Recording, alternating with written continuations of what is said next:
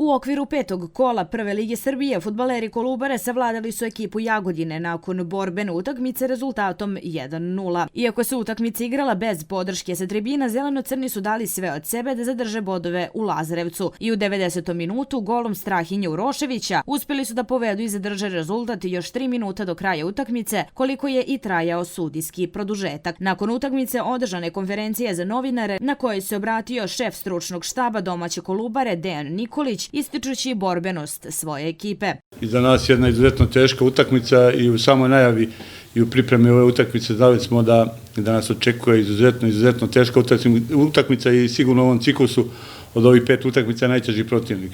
Samim tim što ekipa Jagodine, poznavajući mentalitet njihov i generalno način rada trenera koji je bio sa mnom u stručnom štabu u Kragujevcu, znao sam da ekipa Jagodina igra izuzetno čvrsto, disciplinovano, borbeno, tako da sve to što se dešavalo na terenu danas meni nije neko iznenađenje. Sigurno da mi smo imali u prvom poluvremenu izuzetno dobrih nekih pola sata, da kažem prvih 30 minuta, da smo imali kontrolu igre i da smo imali neke situacije koje smo mogli bolje da rešimo. I ta stativa Đenića, tako da to prvo poluvreme onako u nekoj našoj dominaciji. Već drugo poluvreme ušli smo malo slabije od nekih 50. nego do negde 70. minuta, nije nas bilo nigde i imali smo problem u igri, što su u ekipi Jagodine iskoristili i izuzetno opasno su ugrozili iz nekih kontri i polukontri.